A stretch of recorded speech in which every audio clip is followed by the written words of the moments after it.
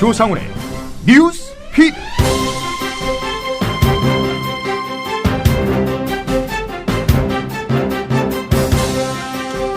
대한민국은 민주공화국이다. 대한민국의 주권은 국민에게 있고 모든 권력은 국민으로부터 나온다. 헌법 제1조의 내용입니다. 오늘이 제헌절인데 헌법 1조 1항이 실현되지 않고 있다. 현재 대한민국의 권력은 국정원에 있고 모든 권력은 국정원에서 나오고 있다. 진상을 밝히기 위해서는 어느 누구라도 증언대에 서야 한다. 국회 국정원 댓글 국정조사특위 민주당 간사인 정청래 의원의 말입니다. 7월 17일 제헌절 뉴스피드 김희주 아나운서의 지금 뉴스 톱7으로 시작하겠습니다.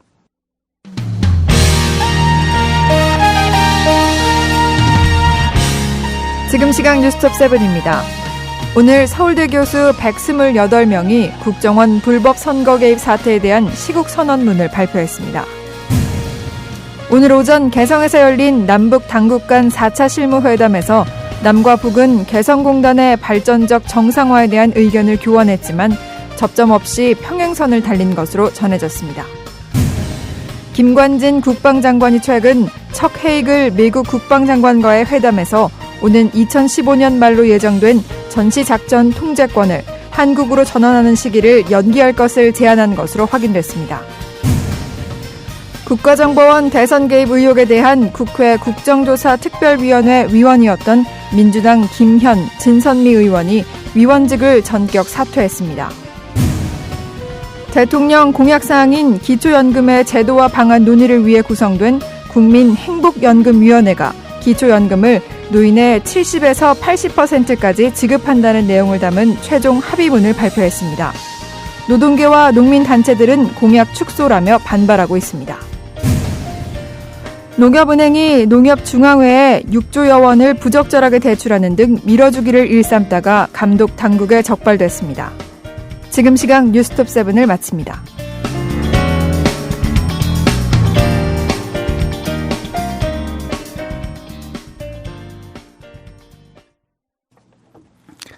네, 주요 국제 뉴스 살펴보겠습니다. 오늘은 하루키 김용민 PD 대신 문희정 아나운서가 자리했습니다. 안녕하십니까? 네, 안녕하세요. 잘 지내시죠? 예, 뭐 매일 얼굴 보는데 새삼스럽게 방송용 멘트를 하시네요. 예, 청취자들은 잘 모릅니다. 나는 조합원이다 이후에 안 만나는 걸로 알고 있기 때문에요. 예, 알겠습니다. 네, 일본 참의원 선거가 다가오고 있습니다. 네, 얘기도 그렇습니다. 좀 해야 될 것 같은데요. 예. 의미가 좀 있어요. 우리가 지켜봐야 될 대목이 있는데 일단 선거가 21일인가요? 네네, 그렇습니다. 예. 7월 21일 일본 참의원 선거가 지금 이제 예정이 되어 있는데요. 그래서 일본 내에서는 선거 열기로 뜨거운 상황입니다.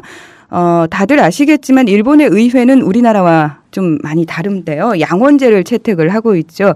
참의원과 중의원으로 구성이 되어 있습니다.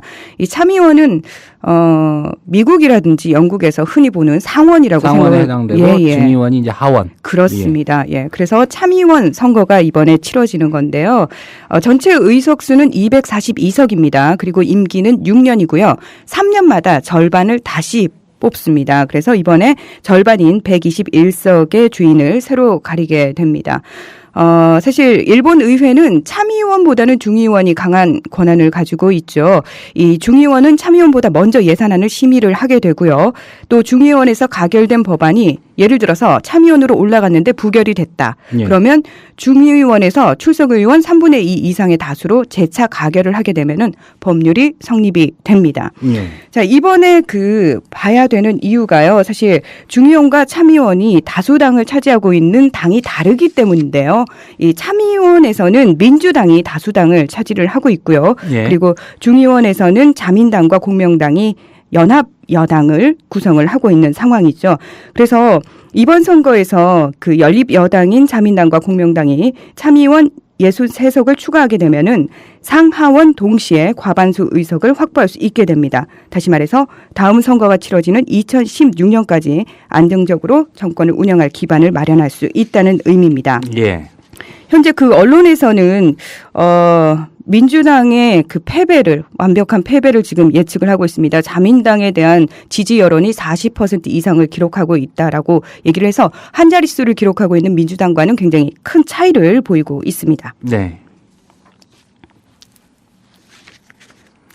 그 참의원 선거 주요 관전 포인트 중 하나가 우리가 관심을 가질 수밖에 없는 내용인데요. 네. 과연 이 개헌선 확보가 가능한가 이거 아니겠습니까? 네, 그렇습니다. 어떻게 전망을 하고 할 수 있을까요? 네. 사실 일본 헌법 중에서 우리가 눈여겨봐야 될 헌법이 제9조죠. 예. 9조인데 사실 이번에는 그 집권당인 자민당이요. 이미 정식 군대인 국방군을 명기하는 쪽으로 헌법 구조를 개정을 하고 이 중참의원 각 3분의 2 찬성으로 규정되어 있는 개헌안 발의 요건을 완화하는 방향으로 헌법 96조를 개정하겠다. 이렇게 공약을 했습니다. 예. 자, 헌법 구조를 보기 위해서는 이 헌법 96조를 먼저 살펴볼 필요가 있는데요. 예. 이 헌법 96조는 이 헌법의 개정은 각 의원의 총의원의 3분의 2 이상의 찬성으로 국회가 이것을 발의하고 국민에게 제안해 그 승인을 받지 않으면 안 된다. 이 승인에는 특별히 국민투표 내지는 국회가 정하는 선거 때 있어서 투표자 과반수의 찬성을 필요로 한다. 무슨 얘기냐? 바로 제9조를 개정하기 위해서 헌법 제96조의 개정이 먼저 우선시 돼야 된다. 그런 개정 얘기가 절차를 개정하고 나서 그렇죠. 중요한 헌법 구조를 또 개정하겠다. 이런 그렇습니다. 수순이네요. 예, 예. 그 헌법 구조가 도대체 어떤 거길래 이렇게 일본과 사실은 일본을 둘러싼 다른 나라들의 영향을 주고 있는지 좀 자세히 알아볼 필요가 있는데요. 사실 일본의 평화 헌법은 그 일본의 필요가 아닌 미국의 징벌적 필요에 의해서 강요된 법이라고 할 수가 있습니다. 2차 대전 직후예요. 그렇습니다. 예. 그 전쟁을 일으킨 책임을 지고 사실은 미국의 의도대로 헌법을 제정할 수밖에 없었는데 그중에서 가장 중요한 게 제9조 평화헌법의 조항입니다.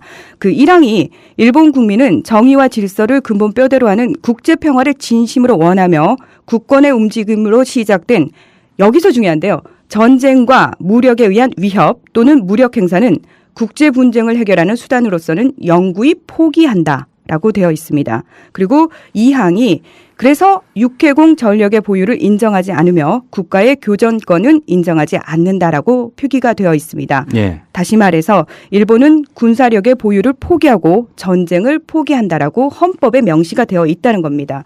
하지만 다들 아시겠지만 자주 국방의 의미로 자위대가 이미 예. 존재를 하고 있죠. 군대 이름이 좀 그렇습니다. 자위대가 있고 또 유엔 평화유지 활동에도 이제 자위대를 파병했었던 적이 있고요. 그렇습니다. 예, 사실은요. 6.25 전쟁의 한창이던 1950년 일본은 소해대를 비밀리에 참전을 시키면서 헌법을 제정한 지 불과 4년 만에 그 내용을 이미 위반을 했는데요. 본격적으로 사실 자위대가 좀 이거 약간 국제 분쟁에 나서는 게 아니냐라는 위협을 줬던 사건이요. 예. 이라크의 국가 재건을 지원한다는 명분으로 이라크 부흥 특별조치법을 한시 입법으로 제정한 뒤에 2003년 12월에 자위대 병력을 파병을 하게 되죠. 예. 그리고 그 병력은 5년여 동안 이라크와 쿠웨이트 등지에서 인도적 지원 및 수송 지원을 담당을 했습니다. 평화헌법과 정면으로 배치되는 행동인데요. 해외 구호와 세계 평화라는 명목으로 법안을 강행 통과함으로써 사실상 구조 1항을 사문화시켰다고 할 수가 있습니다. 이 일본 아까 말씀드렸던 것처럼 치안 유지 활동의 목적으로 자위대를 출범시키면서 이 치안 유지 활동과는 전혀 무관한 전투기와 전차 그리고 전함의 보유를 하고 있고요. 그리고 육성해서 이 세계적인 군사 강국으로 현재는 발돋움했다라고도 할 수가 있습니다. 헌법은 사실 뭐 평화 헌법이라고 포장이 돼 있지만 네. 일본의 군사력 말씀하셨듯이 그 세계 순위권 안에 드는 그런 군사력입니다. 그렇습니다. 예. 국방비 규모도 아마 제가 알기로는 우리나라보다 더 많은 걸로 그렇게 알고 있습니다. 네, 뭐 잠깐 살펴보면 공군력에 있어서도요. 수송기와 공중급유기, 초계기 이상의 공군력을 확보를 하고 있고요. 그리고 이 육군력에 있어서도 경장갑 차량 이상의 기갑부대와 포병 전력을 이미 보유를 하고 있습니다. 그리고 이지스 구축함도 가지고 있죠. 우리보다 훨씬 낫죠. 예. 예. 그래서 구조 2항의 내용 역시 사문화하고 있다라고 말씀을 드릴 수가 있습니다. 사실 아베 총리는 지난달까지만 해도 앞으로 3년간은 경제에 매진하겠다 이렇게 얘기를 하지 않았습니까? 하지만 이 개헌이 가능한 의석 구도가 형성이 될 경우에 개헌에 드라이브를 걸 가능성이 큽니다. 이 결국 패전국의 멍해를 떨쳐내려는 아베 총리의 거대 구상이 닻을 올릴지 여부는 이번 선거 결과에 큰 영향을 받을 전망이라고 볼 수 있겠습니다. 네. 예. 이 현재 자민당 40%대 지지율을 보이고 있는데요. 예, 아베 총리는 개인적으로도 굉장히 좀 이번에 서력을 제대로 해내겠다라고 의지를 다지고 있는 상황입니다. 지난 4월에 자신의 지역구가 있는 야마구치현을 방문했을 때 참의원 선거를 부모의 원수 갚기에 비유하면서 이기지 못하면 죽으려고 해도 죽을 수 없다는 등 처절한 결의를 밝혔습니다. 이렇게 그 아베 총리가 칼을 갈고 있는 데는 고이즈미 주니치로 총리의 후임으로 왜 2006년에 총리 자리에 오르지 않았습니까? 예. 예. 그로부터 2년 뒤에 민주당의 정권을 넘겨주기까지 자민당 잔혹사. 바로 6년 전 참의원 선거가 발단이었는데요. 연금 기록 부실 문제와 강요들의 실언 및 부패 등으로 민심으로부터 외면당한 자민당 2007년 7월 참의원 선거 결과로 전체 242석 중에서 84석을 보유하는 데 그치면서 이 109석의 민주당에 다수당 자리를 내주게 됩니다. 그리고 아베 총리는 선거가 끝난 지 1개월여 만에 건강 문제를 이유로 자진 사임을 했다고 하죠. 예. 뭐 아베 총리로 다시 기용되면서 권투중례했지만 또 이번 참의원 선거를 실질적인 그런 무대로 삼고 싶다. 그렇죠. 이런 욕심이네요. 네. 네, 이런 가운데 일본이 이제 국방력을 대폭 강화하는 방안을 좀 추진하고 있다. 이런 소식도 있습니다. 뭐 일본을 공격하는 적에 대한 선제 타격 허용, 그리고 섬과 해안 방어를 위한 부대 창설, 이런 계획이 포함되어 있다고요? 네. 이 미국의 월스트리트 저널의 보도 내용인데요. 이 동아시아의 변화하는 안보 환경에 대응해서 자위대에 새로운 역할을 부여하는 내용의 장기 방위 지침을 수립하고 있다면서 이같이 보도를 했습니다. 예. 오노데라 이츠노리 일본 방위상은 이 월스트리트 저널과의 인터뷰에서요. 일본이 직면한 안보 환경이 계속해서 변하지만 이 과거 몇 년간 직면한 변화는 매우 큰 것이라면서 군 장비에 대한 요구와 목표도 바뀌고 있고 이는 우리가 방위 지침을 변경하는 이유라고 설명을 했습니다. 일본의 안보 환경 위협 대처 필요성에 초점을 맞춘 국방백서가 아베 신조 총리 정부 출범 이후에 나온 뒤라서 더욱 주목을 끌고 있는데요. 예. 이 오노데라 방위상은 일본의 방위 정책 변경을 촉구하는 지역 안보 환경의 변화의 예로 북한을 들고 있습니다. 북한의 미사일 전력이 증강이 됐고 또 지난 2월의 핵실험 또 호전적인 발언을 들었고요. 사이버 공격의 위협도 강조를 했습니다. 예, 북한을 이유로 드는 거는 한국하고 좀 비슷한 것 같습니다. 예, 전시 작전권 문제, 북한이 주요 변수다 이렇게 해서 오늘 뉴스 보면 연기를 또 재요청한 것 보니까 네. 한국, 일본 공이 북한의 위협을 좀 그런 이유로 들고 있는 것 같습니다. 네, 다시 한번 말씀드리지만 자위대의 역할은 일본 헌법에서도 자체 방어로 한정해 놓고 있는데 이런 능력까지 부여할 경우에는 분명히 위헌 시비가 제기될 것으로 전망이 되고 있고요. 예. 이걸 예상해서 참의원 선거에서 이기면은 개헌으로 이어가겠다라고 의지를 다지고 있는 거죠. 예, 군대 그 명칭처럼 정말 자체 방어를 위해서만 활동하면 될 텐데, 그럴 수는 없다. 헌법을 바꿔서라도 이제 군대를 실질적으로 보유하겠다. 이런 그렇죠. 계획인 것 같습니다. 네. 뭐 전부터 일본의 야심, 숨겨왔던 건 아니었는데 이게 이제 구체화되고 실현될 가능성이 높다는데 주변국들이 좀 긴장을 하고 있는 것 같습니다. 네, 이 최근 아베 신조 총리의 발언이 굉장히 위험 수위를 넘나들고 있지 않습니까? 네. 예, 어느 때보다 이 국제사회의 목소리가 좀 커져야 할 때가 아닌가. 예, 견제가 좀 많이 들어가야 될 것 같다라는 생각이 듭니다. 자, 일본에 대해서 우리가 구체적으로 좀 살펴봤는데요. 이번에는 중국으로 가보겠습니다. 예. 중국에서 기자가 국유기업 이사장 비리를 실명 제보해서 파장이 일고 있다. 그렇습니다. 기자가 그럴 수 있는 거 아닌가요? 뭐가 문제가 되는 거죠? 예, 사실 국유기업이라고 하면은 중국 내에서 상당히 그 힘을 가진 기업이라고 할 수가 있습니다. 뭐 대체로 큰 기업들은 다 국유기업이고요. 당연히 공산당 당원이 가지고 있죠. 그렇다면은 이 공산당에 대한 어떤 비판이라고도 할 수 있을 텐데 이 직접적인 비판을 가하는 게 그 전에 중국을 생각한다면은 굉장히 위험한 일이었죠. 예. 예. 이 중국의 신화사 산하 경제참고부의 수석 기자 왕원즈가 화른 집단 이사장인 쑥린의 국가자산 낭비 혐의에 대해서 중앙기율검사위원회에 실명 제보했다고 중국 지성이 오늘 전했습니다.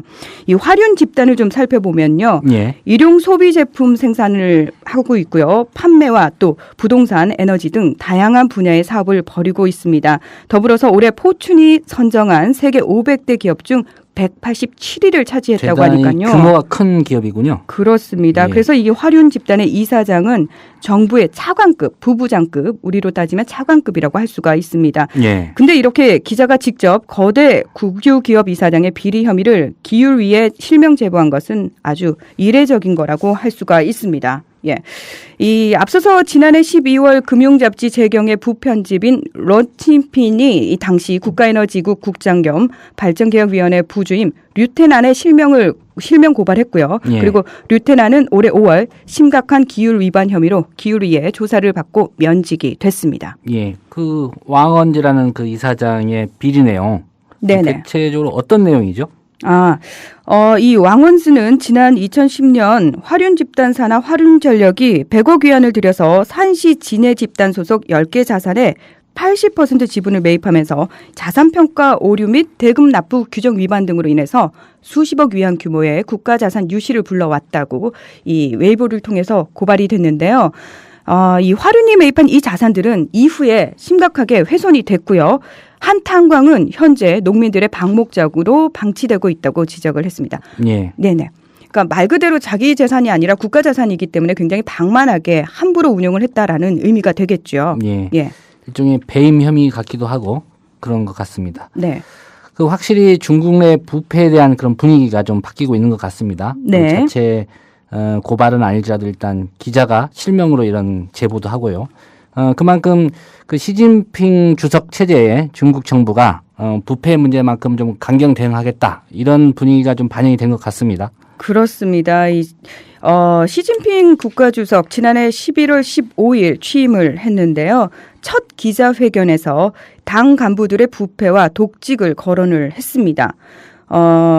이 시진핑 주석은 취임 직후 열린 중국 공산당 중앙정치국 집체학습에서 물건은 반드시 썩고 썩은 다음에는 벌레가 생기게 된다고 경고하는 등 예. 부패 척결을 다짐했습니다. 그리고 2월에는 호랑이든 파리든 모두 잡겠다 이렇게 얘기를 했습니다. 여기서 말하는 호랑이는 부패한 고위 관리를 지칭하고요. 파리는 하급 관리를 지칭합니다. 그래서 이 부패 사범 척결에 태자당 등 몸통은 빼고 중하급 간부인 깃털만 적발한다는 중국 국민의 비판을 수용해서 이렇게 강하게 얘기를 했습니다. 예. 자, 그 이후 호랑이 사냥 시작이 됐는데요.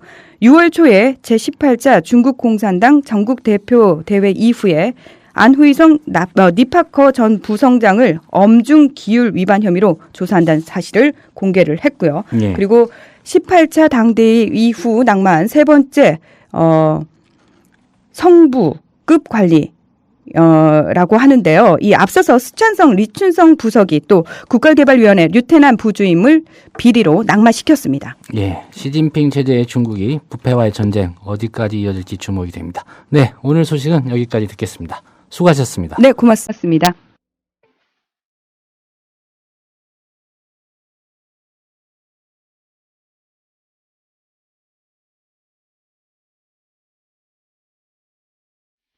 오늘 라면 앙케이트입니다. 나에게 헌법 개정 권한이 주어진다면 이것만큼은 개정 헌법에 반영하겠다. 여러분, 의견 주세요.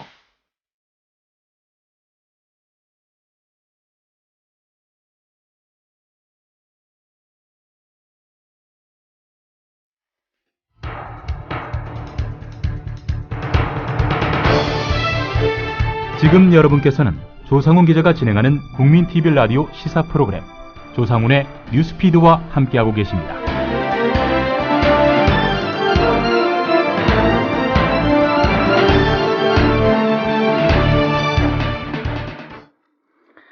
네, 국내 뉴스 살펴보겠습니다. 김효진 기자 자리했습니다. 안녕하십니까? 네, 안녕하십니까. 네, 국정조사 특위 얘기부터 해야 될 것 같은데요. 네네. 새누리당이 줄곧 사퇴 압박을 해왔는데 결국 민주당 김현 진선미 의원 그 국조특위 위원직을 오늘 사퇴를 했습니다. 네, 김현 진선미 의원 오늘 그 특위 위원 자리에서 전격 사퇴를 했습니다. 어제까지만 해도 사퇴하는 일은 없을 거다 이렇게 못을 박았었는데 예. 국정원 직원의 오피스텔 이 조사 불응 사태하고 관련해서 고발을 당했다. 이런 이유로 새누리당이 재척을 주장해오지 않았습니까? 예, 물론 두 의원은 경찰에서 이미 무혐의로 결론이 난 것으로 알려졌습니다만은 아무튼 새누리당은 두 의원이 특위 위원으로 있는 한 국조를 정상 진행할 수 없다 이렇게 버티고 있었습니다. 예. 오늘 민주당 최고위원 회의에서 사퇴 의사를 밝혔습니다. 김현 의원은 이후에 가진 그 브리핑에서 오직 국정조사가 새누리당의 발목 잡기에서 벗어나 이 순항하길 바라는 충정에서 사퇴를 한다. 오직 나라를 위한 결단이다. 이 나라의 미래를 위해 국정원의 저 헌정유린과 국기문란 국정조사는 반드시 이루어져야 한다. 이렇게 사퇴의 변을 남겼습니다. 진선미 의원은 새누리당이 떼쓰는 것을 사탕으로 달래드리는 거 이번이 마지막이다. 이렇게 말했습니다. 예. 사탕으로, 이 사탕이라고 여길지가 의문인데요. 네. 새누리당, 그러면 뭐 그동안 요구해왔던 걸 민주당이 들어줬으니까, 네. 바로 이제 국조 정상화에 임해야 될 것 같은데, 네. 새누리당 반응이 나왔습니까? 최경환 원내대표가 오늘 당내 회의에서 이 소식을 접하고요. 늦었지만 다행스럽게 생각을 한다.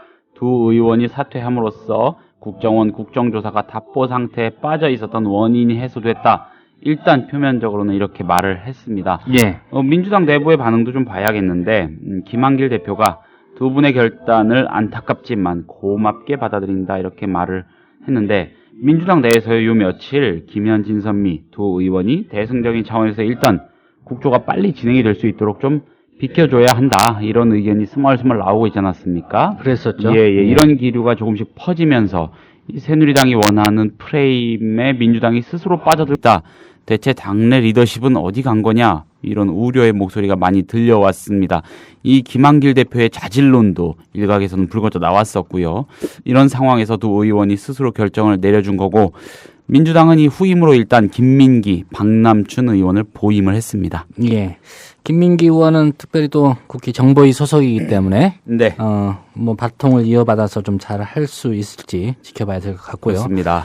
문제는 이제 새누리당의 요구를 민주당이 들어줬단 말입니다. 네. 그런데 이렇게 해서 국정조사가 제대로 된다면이야 뭐 두 위원이 사퇴를 한 의미가 있겠죠. 그런데 그렇습니다. 과연 그렇게 될까라는 게 이제 국민들의 의구심인데 네. 어떻게 전망을 할 수 있을까요? 네, 뭐 낙관하기는 이른 것 같습니다. 표면적으로는 새누리당이 이 국조특위 불참 이유, 사실상의 보이콧이었죠. 그 이유로 내세웠던 이 김현 진선미 의원의 재청 논란이 일단락됐지만은 일종의 여진 같은 게 남아있는 상태고 어쩌면 이 여진 수준을 넘을 수도 있지 않을까 뭐 이런 전망까지 해볼 수 있는 그런 상황입니다. 일단 오늘 그 국조특위 민주당 간사인 이 정청래 의원하고요. 새누리당 간사 권성동 의원 만났거든요. 예. 정청래 의원이 좀 으르렁 됐습니다.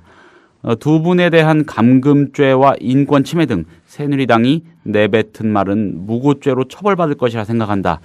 수사 결과가 나오면 무고죄로 고발하겠다. 이렇게 경고를 했습니다. 예. 살벌했습니다, 좀. 예, 당시 문제 국정원 직원 사실상 현행범이었다는 거 드러났죠. 민주당 이현주 의원이 어제 TV 토론 프로그램에 나와가지고 오히려 상을 줘야 된다. 뭐 이런 말도 했는데 이런 상황에서 새누리당이 두 의원을 이 범법자 취급하는 걸 그냥 두고 볼 수는 없다. 이런 말입니다. 정청래 의원이 또 한마디 날렸는데 오늘이 재헌절인데 헌법 제1조 제1항 실현되지 않고 있다. 현재 대한민국의 권력은 국정원에 있고 모든 권력은 국정원에서 나온다. 이런 거였습니다. 모든 권력은 국민으로부터 나온다. 이거를 일종의 비꼬아서 인용한 겁니다. 민주공화국이 아니라 요새는 뭐 댓글공화국이다. 그렇습니다. 이런 말도 나오고 있습니다. 국가 댓글원 뭐 예. 이런 말도 나오고 있지 않습니까? 예. 나란 일 하시는 분들.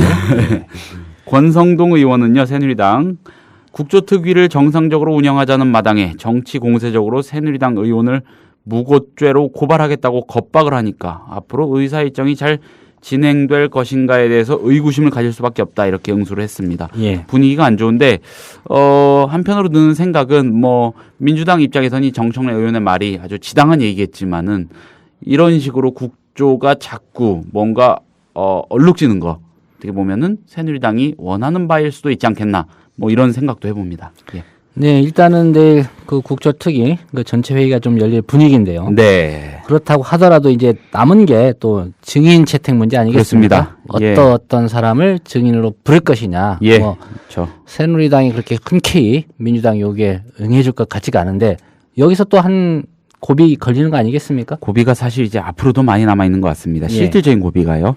민주당은 현재 이 이명박 전 대통령, 또 김무성 새누리당 의원, 권영세 주중 대사 등등 이 전현 정권의 최고위 실력자들 아주 총망라해가지고 국조에 이 도마에 올리겠다 이렇게 벼르고 있지 않습니까? 예. 전현 집권 세력 차원의 조직적이고 의도적인 대선 부정이었다. 국정원 사태를 이렇게 규정하고 있다는 건데 새누리당이 순순히 받아들이진 않을 겁니다. 집권의 근본하고 관련이 있으니까 당연히 그렇겠죠. 예, 일단 내일 국조특위가 전체 회의를 열고 국조 실시 계획서 의결을 시도하기로 했는데 예. 여기가 이 김현 진선미 두 의원의 사퇴 이후 첫 번째 가시적인 고비라고 할 수 있겠습니다. 두 의원의 사퇴 이게 어떤 결과를 가져올지 함부로 전망하기는 어렵습니다. 아무튼 새누리당으로서는 그토록 고수해오던 국정원 직원 감금 프레임의 정치적 상징성을 결국 취했고요. 어느 정도. 민주당 입장에서는 간판 선수 2명을 빼앗긴 듯한 그런 느낌을 지울 수가 없을 겁니다. 물론 두 의원이 측면 지원에 나서긴 하겠지만 뭐 그래도 아쉬움이 남는 건 사실이죠. 민주당 입장에서는 새누리당이 해달라는 거 일단 가시적 요구사항, 표면적 요구사항 다 들어준 겁니다. 그런 만큼 새누리당이 뭔가 더 문제 삼을 여지를 이제는 모두 잃어버렸다. 이렇게도 한편으로는 해석을 해볼 수가 있겠습니다. 예. 뭔가 또 찾아낼 것 같습니다.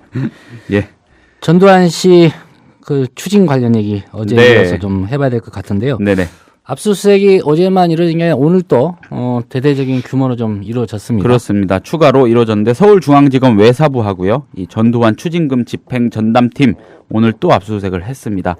전두환 씨의 친인척 주거지 12곳하고요. 예. 장남 제국씨가 운영하는 시공사, 이 시공사 자체는 어제 압수수색을 당했고 이 관계사 한 곳 등등 총 13곳을 오늘 압수수색한 것으로 알려졌고요. 예. 전두환 씨 본인만 쪼아서는 안 되겠다. 이제 친인척들을 하고 관련 업체들까지 다 좀 털어봐야겠다. 뭐 이런 걸로 읽힙니다. 이 본인뿐만 아니라 제3자를 통해서도 추징이 가능토록 한 이 법 개정안, 새로 시행된 이 개정안에 의한 것이고, 예, 전두환 씨가 미납한 추징금 1,600억여 원입니다. 가족과 친인척들 어디까지 토해내야 할지는 모르겠지만은 진짜 이건 기둥풀이 뽑히고도 모자랄 액수 아니겠습니까? 물론 뭐 아직까지 전두환 씨 일가한테 이 정도 돈은 껌값일지도 모르겠습니다만은 아무튼 좀 요즘 말로 후덜덜 하겠고요. 오늘 압수수색을 통해서는 금융거래 내역, 컴퓨터 하드디스크 등등 재무상의 자료들도 대거 확보가 됐다고 하거든요. 예. 그야말로 전 씨 일가 전반이 수사 대상에 오른 거고 이쯤 되면은 뭐 금융조세 수사와 맞먹는 수준의 고강도 사실상의 수사가 시작이 된 거 아닌가 뭐 이런 생각도 듭니다. 전두환 씨가 가족이나 친지들을 통해서 차명으로 재산을 보유하고 있다는 의혹, 이건 뭐 하루 이틀 된 의혹은 아닌 거 다들 아실 겁니다. 어디까지 갈지 지켜봐야겠습니다. 예, 일부 보도를 보니까 뭐 전시 일가 재산이 9천억 원이다. 아니다. 1조에 육박한다. 이런 보도가 있는데 그렇다면 예, 거기에서 껌값까지는 아니지만은 그게 일부네요. 예. 1,600억 추징하고 남은 한 7, 8천억으로 호의호식해서 잘 살 수도 있다. 그렇죠. 이거 더 추징해야 되는 거 아닌지. 근데 또 법으로 추징금을 선고했기 때문에 어떻게 될지는 모르겠습니다. 예. 뭐 이번 압수수색 과정에서 여러 가지 흥미로운 사실들이 이제 발견이 됐는데요. 네. 전두환 씨가 특히 이제 예술품을 많이 좀 보유하고 있다. 이게 드러나지 않았습니까? 네. 평소에 좀 예술을 사랑하는 그런 가족이었던 것 같습니다. 예술적인 전두환 씨 일가입니다. 아니 박물관이라도 만들려고 했었나? 뭐 이렇게 그림하고 조각이 많아? 뭐 대략 이런 말이 나올 정도인데 특히 어제 오후에 압수수색이 된 이 장남 전재욱 씨 소유 경기 연천 허브 빌리지에서요. 예. 대형 불상, 도자기, 그림 이런 게 말 그대로 쏟아져 나왔다고 합니다. 사실 이 전두환 씨 일가는요. 아트 패밀리 이런 말이 따라붙을 정도로 예술품 모으는데 또 남달랐다고 합니다. 예술품 이거는 시간이 흐를수록 값이 더 비싸지죠. 환금성 또한 높지 않겠습니까? 그동안 이 예술품이 비자금 융통이나 이 금품 수수 비리의 주요 수단이었다는 거 이런 거를 보면 알 수 있는 사실이기도 합니다. 네. 어제만 모두 이 190여 점이 압수됐다고 합니다. 예술품 애호가들이 벌써부터 이 비상한 관심을 가질 정도라고 하니까 예. 관심이 많이 저희들도 가는데 예를 들어서 이 전두환 씨 연희동 사저에서 발견이 됐다는 이대원 화백의 그림. 이거는요. 애호가들, 수집가들 사이에서는 박수근, 이중섭 화백의 작품 다음으로 인기가 높은 그런 그림이라고 하더라고요. 예, 그림 한 점에 보통 1억 원은 넘는다고 합니다. 예. 전제국 씨, 이 장남 제국 씨는 1990년에 홍대 근처에다가 아티누스라는 갤러리를 만들었고요. 경기도 파주 헤이리, 예술인 마을이죠. 여기에서도 한때 갤러리를 운영을 하면서 예술품 광으로 알려져 있었습니다. 아무튼 이 중에서 적잖은 예술품이 전두환 씨 소유일 가능성이 높지 않겠습니까? 예. 자, 29만 원밖에 없는 사람이 무슨 돈으로 이걸 다 끌어모았을까? 엄청 궁금한데 뭐 모두 합쳐서 28만 원에 특별 세일가로 샀다. 뭐 이런 말을 하지 않을까? 예, 이 얄궂은 상상을 해봅니다. 예. 다 사고 나니까 현금은 29만 원만 남았다 이런 그런 걸 주장일 수도 있습니다. 있겠고요. 예, 예. 아마 좀 시간이 흐르면 전두환 씨 추징 특별전이 어느 미술관에서 열리지 않을까. 그거 괜찮은 기획입니다, 진짜. 예. 예. 아, 이례적으로 이 전시회에 구름 관중이 몰리는 그런 상상 또한 또 해볼 수 있겠습니다. 네, 저도 전두환 씨 관련 기사를 좀 검색하다 보니까 또 전사모라는 카페, 예, 한 18,000명. 예. 어제 입장 표명을 좀 했을까 하고 뒤져봤는데요. 어제까지는 일단 침묵하고 있었습니다. 앞으로 예의주시해봐야겠습니다. 예. 그리고 특별히 이제 전두환 씨와 지금 이 추징 이걸 좀 사실상 지휘하고 있는 그렇죠. 최동욱 검찰총장, 예. 이 두 사람의 인연 또는 악연 좀 주목받고 있는 것 같습니다. 네, 그렇습니다. 최동욱 검찰총장 그리고 전두환 씨 이들의 인연 내지는 악연. 자, 18년 전인 1995년으로 거슬러 올라갑니다. 예. 당시에 최동욱 총장이 서울지검 강력부 평검사였습니다. 자, 이 강력부 검사 이거 조폭, 건달 때려잡는 그런 검사 아니겠습니까? 마약 사범. 진짜 이 강단 보통 아닌 그런 사람들이 여기서 활약을 보통 하죠. 마약 사건을 전담하고 있었는데 당시에 이 최동욱 검사가 5.18 특별법에 따라서 꾸려진 이 특별수사팀에 합류를 합니다. 예. 또 같은 해 12월 3일 안양교도소 출장 조사를 시작으로 이 최동욱 총장이 전두환 씨의 반란, 수괴 등등의 혐의에 대한 수사부터 공소 유지까지 업무를 맡게 되죠. 예, 재판 중에 법정에서 신경전도 자주 벌였고요. 1996년 두 번째 공판에서 최동욱 당시 검사가 12.12 사태 당시에 육군 정식 지휘 계통을 무시하고 출동한 건 불법 아니냐 이렇게 전두환 씨한테 따졌습니다. 그랬더니 피고인 전두환 씨가 뭐가 불법이고 뭐가 정식 계통이냐 하마터면 그때 나도 사살돼서 이번 재판에 서지도 못할 뻔했다. 뭐 이런 항변을 했던 그런 일화 유명합니다. 참 예. 재판을 감사한 마음으로 받았던 게 아닌가 이런 생각을 또 해보고요. 당시 결심 공판에서 최동욱 총장 A4 용지 50쪽 분량의 구형 논고를 직접 썼습니다. 이 결심 공판, 선고 공판 직전에 하는 결심 공판에서 검찰이 어느 정도의 형을 선고해달라 이렇게 재판부에 요청을 하지 않습니까? 예. 이때 보통 뭐 짧기도 하고 길기도 한 그런 논고를 작성해서 읽는데 무려 A4 용지 50페이지 분량 이걸 직접 써서 읽었다는 겁니다. 그리고 사형을 구형했습니다. 그랬던 최종욱 총장 이제 검찰의 수장이 돼서 전담팀을 꾸리도록 하는 등등 그야말로 전두환 씨 고삐를 바짝 조이고 있습니다. 평검사 시절 전두환 씨에 대해 사형을 구형했던 이 최동욱 총장. 그러나 여전히 골프를 즐기고 경호까지 받으면서 호사스럽게 떵떵거리고 잘 살고 있는 1,600억 원씩이나 떼어먹고도 잘 살고 있는 전두환 씨. 또 이제 다시 그를 포위하고 있는 마치 전두환 씨 사건에 대한 마침표를 찍기 위해서 여기까지 달려온 것만 같은 최동욱 총장. 어두운 우리 역사의 한 단면을 드라마틱하게 보여주고 있는데 이 드라마의 결말이 부디 정의와 상통하기를 모든 국민이 열망에 맞지 않을 겁니다. 자, 참고로 한 가지만 덧붙이자면은 예. 최동욱 총장 지난 12일로 이 검찰총장 취임 100일을 맞았거든요. 예. 겸사겸사해서 오늘 저기 기자들하고 공식 간담회를 열었습니다.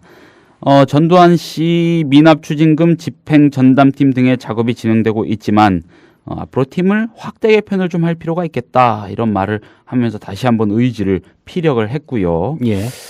또 의미심장한 말을 했습니다. 집행팀을 확대하고 범죄 혐의가 포착이 되면은 이 형사 사건으로 다룰 그럴 검토도 하겠다. 전두환 씨의 구상을 시사했죠. 범죄 혐의가 예. 있으면 다시 또 수사를 하겠다. 그렇죠. 네. 말 그대로 다시 기소가 되고 어쩌면은 인신 구속이 되는 그림도 그려볼 가능성이 생긴 겁니다. 예. 전두환 씨가 82세거든요. 예. 올해 나이가. 근데 나이를 좀 안 먹는 것처럼 보여요. 전두환 씨는. 건장하시고 사실 낯빛도 좀 좋으세요. 예. 앞으로 최동욱 총장의 예. 의지가 좀 강한 만큼 검찰의 수사 방향 그리고 추징금과 관련된 또 앞으로의 방향 주목해야 될 것 같습니다. 그렇습니다. 네, 김효진 기자였습니다. 고맙습니다. 국민TV 라디오가 6월 3일 새롭게 단장했습니다. 방송 시간을 6시간 더 늘려 오전 6시부터 밤 12시까지 하루 18시간 여러분 곁을 찾아갑니다. 또한 하루 총 5번의 정시 뉴스와 아침 저녁 와이드 시사 프로그램을 편성해 공정보도 방송에 기틀을 세웠습니다.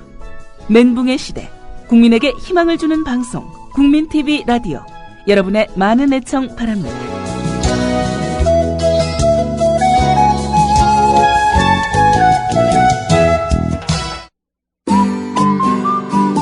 안녕하세요. 하천에 살고 있는 소설가 이효수입니다.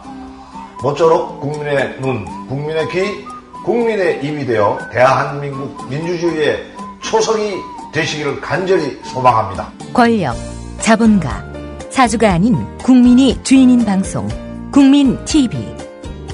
조합원이 돼서 국민TV의 주인이 돼주세요.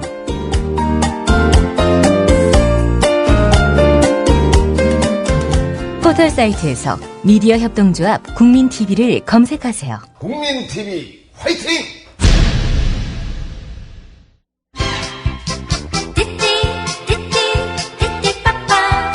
국민TV 라디오, 승용차 안에서도 들으실 수 있습니다. 최근 나온 차량의 경우 블루투스를 이용하십시오. 그렇지 않은 경우에는 카팩을 구입해 설치하시기 바랍니다. 이동 중에도 카오디오로 청취하실 수 있습니다. 데이터 무제한 서비스를 이용하시면 물량에 관계없이 만나실 수 있습니다. 자세한 문의는 국민TV 라디오 게시판을 이용하세요. 네, 라면 앙케이트 소개해드리겠습니다. 오늘 여러분께 드린 앙케이트 내용은 이렇습니다. 재헌절이어서 한번 선택을 해봤는데요. 나에게 헌법 개정 권한이 주어진다면 이것만큼은 개정 헌법에 반영하겠다 였습니다. 몇 분이 글을 올려주셨는데요. 소개해드리겠습니다. 마리로사님, 제게 만일 헌법 개정의 권한이 주어진다면 독재자의 딸은 절대 정치를 못하게 하는 법을 제정하겠습니다. 딸도 아들도 측근 누구도 절대 못해. 느낌표 하나 달아주셨고요. 토로스님, 집시법 좀 제발 철폐, 집회의 자유 보장, 민주주의 기본 아닙니까? 이런 의견 주셨고요. 허허님, 저는 국민 의무 투표제를 실시하겠습니다. 그러니까 선거 때 투표 안 하시는 분들을 의무적으로 부과해서 투표를 하게끔 하겠다. 투표 참여를 높이겠다. 이런 생각이신 것 같고요. 베이비콩님, 저라면 국회의원을 무보수로 바꾸겠습니다. 권력자가 아닌 국민을 위한 봉사자면 좋겠습니다. 라는 아이디어 주셨고요. 노랑님, 2조 조문을 한국은 자주 독립국임을 재천명하여 좌절된 친일 청산을 시행한다. 3조에 한국은 5.18 민주혁명과 6월 민주항쟁을 계승한다. 이렇게 개정안에 반영하겠다라고 하셨는데, 대부분 헌법 전문에 이런 그 언급들이 있습니다. 그 3.1운동이나 4.19 민주 혁명 같은 그런 언급이 있는데, 특별히 2, 3조에 넣고 싶다 이렇게 의견 주셨고요. 유로파님, 전 헌법 제1조를 바꾸겠습니다. 대한민국의 모든 권력은 국민으로부터 나온다를 대한민국 모든 권력은 삼성으로부터 나온다로 바꾸고 싶네요. 삼성을 이기는 국민TV로 화이팅. 삼성에서 나오는지는 잘 모르겠습니다. 아무튼 유로파님의 의견이었고요. 오늘 의견 주신 분들 고맙습니다.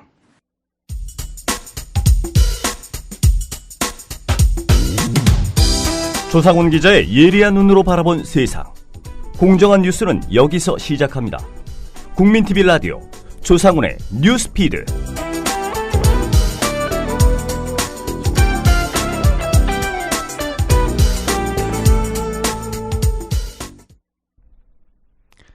한국이 2015년 말로 예정된 전시작전통제권의 이양 시기를 연기해 줄 것을 미국 측에 제안했다는 보도가 있었습니다. 연합뉴스에 따르면 한미 양국 고위 국방당국자가 이 사실을 확인했다고 합니다. 국회 국방위원회 민주당 김광진 의원 전화 연결했습니다. 김 의원님 안녕하십니까? 예, 안녕하세요. 김광진입니다. 예. 전시작전 통제권 2양 재연기 제안과 관련해서 정부로부터 국회에 대한 보고나 사전 설명이 혹시 있었습니까?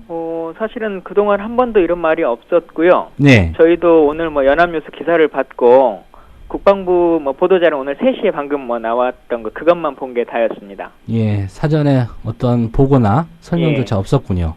사실 가장 최근에 6월 14일 날 저희 국방위 상임위가 있었는데요. 네. 그때까지만 해도 장관이 이와 비슷한 유사한 질문들에 있어서 재논의에 대한 생각은 없다라고 하고 명확하게 답을 한 적도 있습니다. 네, 그랬었군요.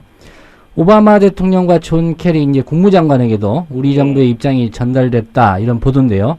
그렇다면 앞으로 이제 구체적 논의가 좀 진행이 될 것 같습니다. 예. 전작권 2양 재연기에 대한 김 의원님 개인의 입장은 좀 어떤지 묻고 싶습니다. 사실 많이들 아시는 것처럼 이 전작권 2양이 한 번 재연장이 됐었던 상황이죠. 연장이 됐었던 상황이고 예. 그로 인해서 많은 부분이 거의 다 개선이 됐어요. 저희가 2양 받을 수 있을 만큼의 능력도 배양이 됐고 이런 입장은 사실 야당의 입장뿐만 아니라 그동안 군 스스로도 누누이 강조해 왔던 부분이거든요. 충분히 더 이상의 재연기는 필요가 없다라고 하는 것을. 그래서 갑자기 이 문제가 왜 튀어나오는지 저는 좀 이해할 수가 없습니다. 예. 한미 양국 지난 5월 정상회담에서 2015년 말 전작권 2양 방침을 이제 재확인하지 않았습니까? 예. 그런 보도도 일찍이 나왔었고요. 예. 그런데 2달 만에 이제 우리 정부가 미국 측에 전작권 2양 재연기를 요청한 배경, 뭐라고 보시는지 좀 설명 부탁드립니다.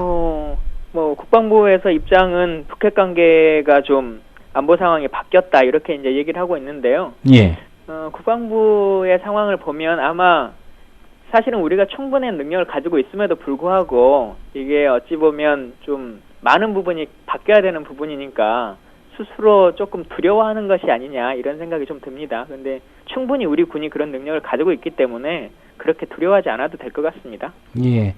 북핵을 이유로 들었다고 했는데요. 예. 단순히 이제 북핵 상황 때문에 다시 재연기 요청을 했을 것이다. 이렇게만 보시는지 아니면 또 다른 이유가 있을 거라고 생각을 하시는지요? 근데 사실은 정치적인 이유로 생각을 해본다면 대통령께서 가셨을 때 한미 정상위 회담 시에 뭔가 이런 논의가 있었다면 그걸 이해할 수가 있을 것 같아요. 예. 근데 그때도 2015년에 이양하는 것에 대해서 아무런 문제가 없다 이렇게 발표를 하셨고 국방장관 회담에서도 문제가 없다라고 했는데 갑자기 이런 논의를 한다는 것에 대해서는 조금 더 이유를 찾아봐야 될 것 같습니다. 예. 앞서도 좀 설명을 하셨지만 전작권 2양 연기 이번이 처음은 아닌 것 같습니다. 예. 참여정부 때부터 최근까지 어떻게 좀 흘러왔는지 말씀해 주십시오.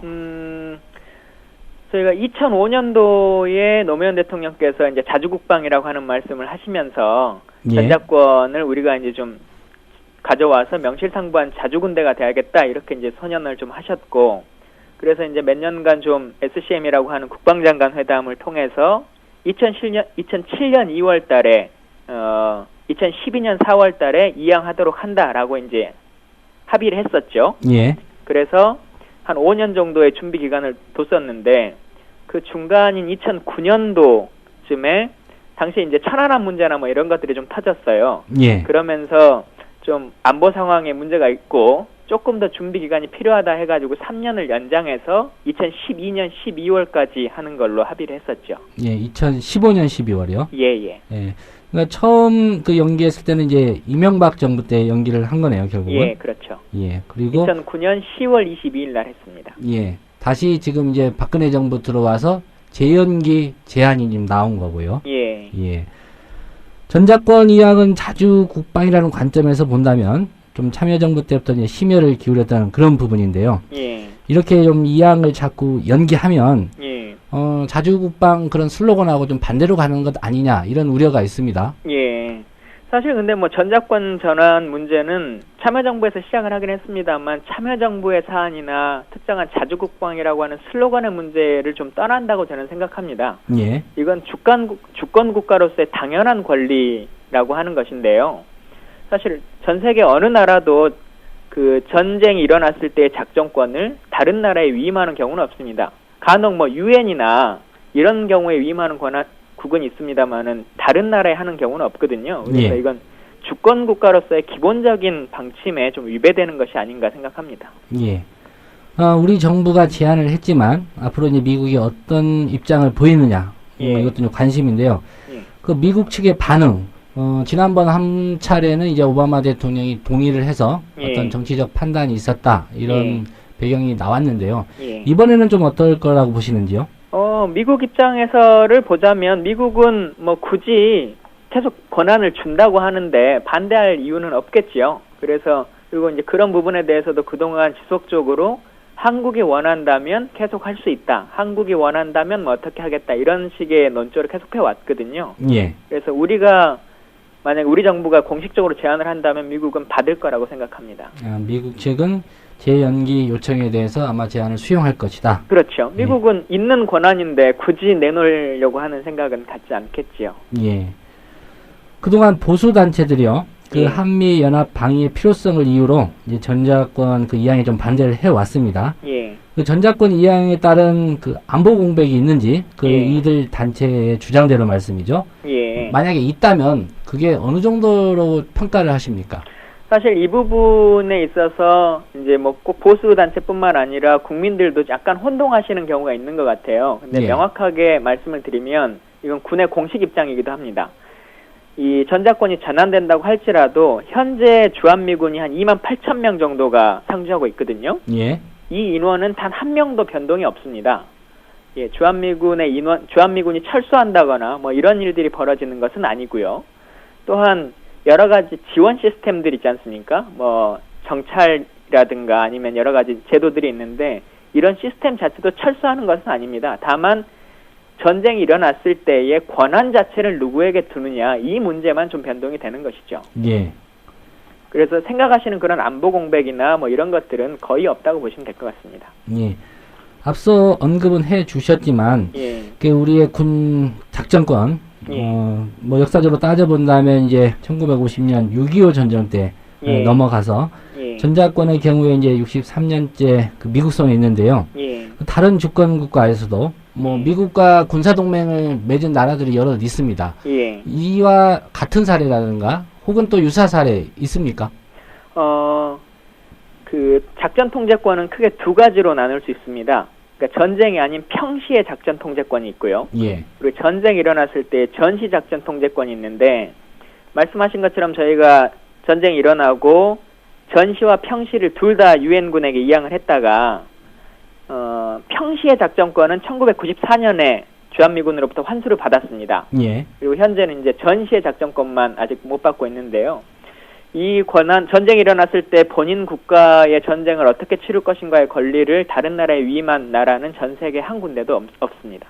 예, 지금 우리나라의 경우에만 지금 미국의 전시 작전권을 쥐어지고 있는데, 앞서 말씀드린 것처럼 뭐 신생국이나 일종의 내전국 같은 경우에 있어서는 유엔에게 위임한 경우 이런 경우는 간혹 있습니다. 그 유엔 평화유지군이라든가 그렇죠. 이런 다국적군 이런 사례를 말씀하시는 것 같습니다.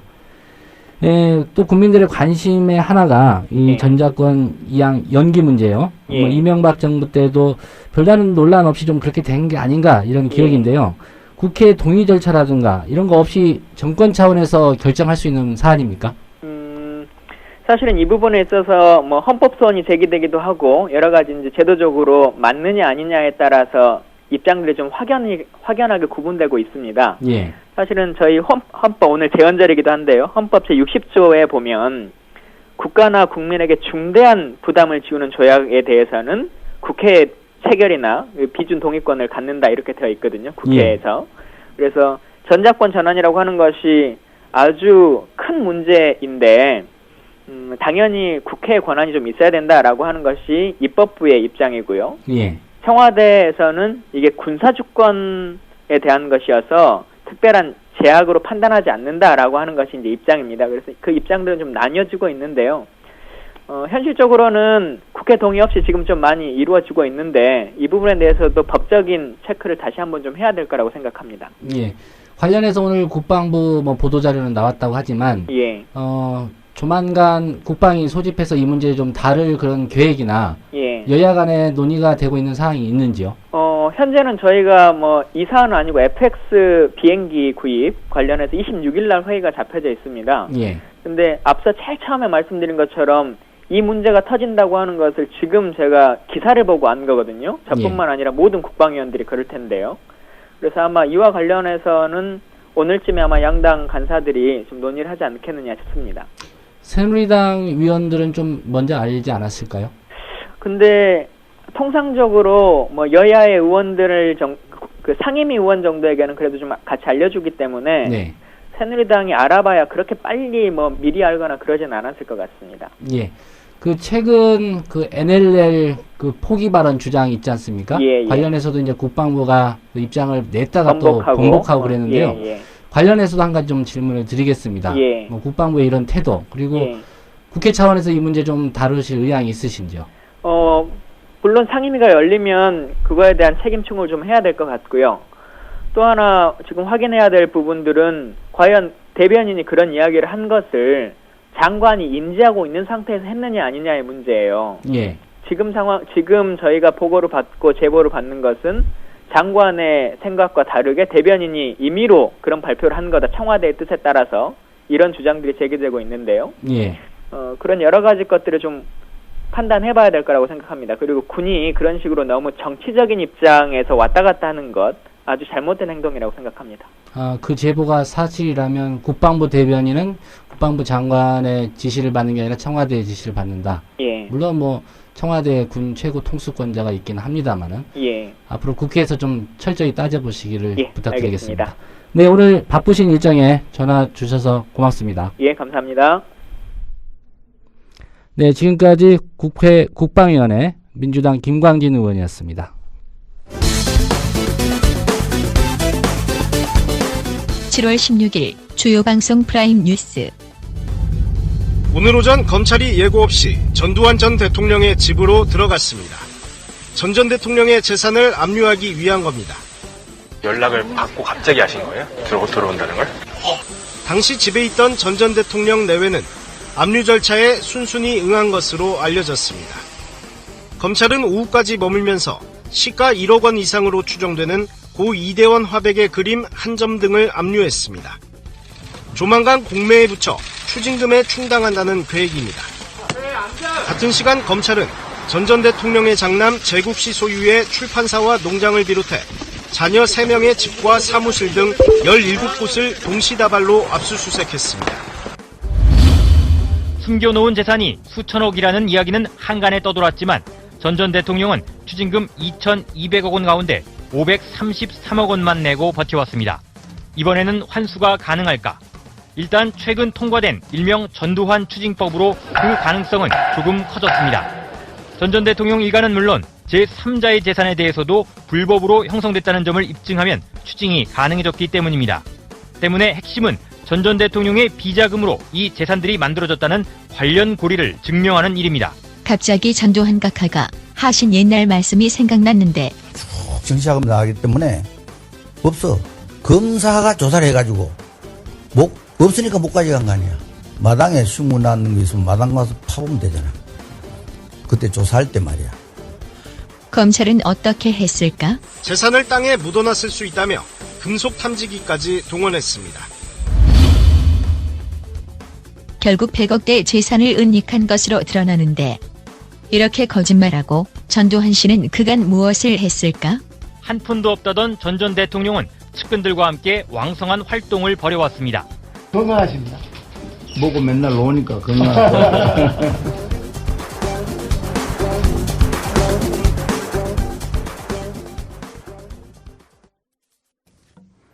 네, 오늘 네티즌들의 주목을 받은 기사 살펴보겠습니다. 박성재 PD입니다. 안녕하십니까? 네, 안녕하십니까? 네, 인터넷 논쟁이 결국 살인으로 번졌습니다. 좀 끔찍한 얘기인데요. 어떤 사연이 있었습니까? 네, 30대 누리꾼들이 인터넷상에서 정치, 사회와 관련된 논쟁을 벌이다 살인사건으로까지 이어졌다는 보도가 있었는데요. 예. 부산 해운대 경찰서는 오늘 살인 혐의로 백모 씨를 붙잡아 조사하고 있다고 밝혔습니다. 경찰에 따르면 백 씨는 11일 오후 9시 10분쯤 부산 김모 씨의 아파트 계단에서 흉기로 외출하는 김 씨의 배 등 9군데를 찔러 살해한 혐의를 받고 있습니다. 예, 논쟁에 이제 그치지 않고 네. 이게 살인까지 이어졌는데, 뭐 살인의 이유, 뭐 적당한 표현인지 모르겠습니다만은 네. 어떤 배경이 있었습니까? 네, 경찰 조사 결과 백 씨와 김 씨는 인터넷 모 사이트에서 활발하게 글을 올리는 이들이고 특히 김 씨는 논리정연한 글을 많이 올려 회원들 사이에서 여신으로 불렸다고 하는데요. 예. 사이트를 통해 친해진 둘은 김 씨가 자신의 채팅 사이트 아이디를 백 씨에게 알려줄 정도로 가까워졌다고 합니다. 경찰은 백 씨가 회원들 사이에서 여신으로 불렸던 김 씨의 지지 댓글에 고무됐을 것이라 추정하는데요. 그러다가 김 씨가 3, 4개월 전부터 갑자기 자신의 글을 반박하기 시작하자 백 씨는 감정이 상했고 욕설을 불사하는 등 둘은 격돌하기에 이르렀습니다. 백 씨는 또 김 씨와의 채팅을 통해 알게 된 사생활을 공개하면서 김 씨가 사생활이 문란하다며 성적인 모욕감을 주기에 이르렀는데요. 예. 그러자 김 씨가 경찰에 고소하겠다고 으름장을 놨고 백 씨는 지난해 9월 사과의 글을 적은 대자보 사진을 사이트에 게시하기도 했습니다. 이때부터 김 씨는 정의의 심판자 행세를 하며 백 씨를 더 몰아붙였고 백 씨의 활동은 자연스럽게 위축됐는데요. 백 씨는 특별한 직업 없이 이 사이트 활동에 상당히 집착했고 비난 댓글이 달리면 화를 참지 못해 동생을 때릴 정도였다고 하는데요. 예. 경찰은 백 씨가 이 일로 감정이 폭발한 것 같다고 설명했습니다. 예, 처음에는 이제 지지 글도 올려주고 하니까 좋은 사이였다가 네. 나중에 이제 좀 비판 글을 올리고 하니까 좀 사이가 멀어졌군요. 네, 그렇습니다. 백 씨가 좀 범행을 치밀하게 준비했다 이런 이야기도 있습니다. 네, 백 씨는 채팅 사이트를 통해 김 씨의 얼굴과 주거지를 알아낸 뒤 흉기 2개를 구입해 지난 5일 김 씨가 사는 부산으로 가 5일간 부산 연제구의 한 모텔에 머물면서 김 씨의 집 근처를 3-4차례 답사하면서 잠복하고 김 씨의 동선을 파악한 뒤 범행 당일 집을 나서는 김 씨를 무참히 살해했습니다. 예. 백 씨는 범행 후 모텔에 은신하고 있었으나 도주로에 있는 CCTV를 통해 용의자의 인상착의를 파악한 경찰에게 범행 6일 만인 지난 16일 붙잡혔는데요. 경찰 관계자는 피의자는 일반적인 범죄자와 달리 범행에 사용한 흉기와 옷 등을 그대로 갖고 있었고 죄의식을 거의 느끼지 않는 듯 당당하게 범행 과정을 설명하는 등 사이코패스를 연상하게 했다고 말했습니다. 예. 백 씨는 3개월 전부터 치밀하게 범행을 계획했고 범행 후 5시간 만에 문제의 사이트에 김 씨를 살해했다는 것을 암시하는 패러디물을 올리기도 했는데요. 예. 모 개그 프로그램의 사진 속 상의를 걷어올린 사람의 얼굴에 김 씨의 아이디를 넣었다고 합니다. 이것은 자신이 김 씨를 제거했다는 것을 자랑한 셈이라고 하는데요. 백 씨가 은신처에 범행에 사용한 흉기 2개와 옷가지 등을 잘 보관하고 있었던 것도 빗나간 승리감을 만끽하기 위한 것이라는 분석도 나옵니다. 예. 뭐 인터넷상에서 논쟁이 좀 격화되는 경우는 있지만 이렇게 살인까지 이어졌다니까 상당히 충격적인데요. 네, 그렇습니다. 뭐 논쟁하고 댓글 다는 거 좋습니다. 근데 좀 지나치지 않았으면 좋겠다는 생각이고요. 저희 프로그램 게시판에도 이제 많은 댓글 올리지 않습니까? 네. 올리시는 분들 특히 악플 달지 않았으면 좋겠습니다. 네, 부탁드립니다. 예, 저는 뭐 영향 안 받는데 많은 진행자들이 좀 민감해하고 있는 것 같습니다. 네, 박성재 PD 고생하셨습니다. 네, 감사합니다. 네, 새누리당 중진 이재우 의원이 남재준 국정원장과 양건 감사원장의 사퇴를 촉구했습니다. 이재우 의원은 오늘 당 최고 중진 연석회의에서 전국이 허망하게 된 원인은 국정원에 있다. 정치적 혼란의 원인을 제거하려면 국정원의 원장의 자진 사퇴가 불가피하다. 이렇게 국민 TV 라디오 발언했습니다. 우리말 오늘 방송은 여기서 마치겠습니다. 내일 다시 뵙겠습니다. 여러분 고맙습니다.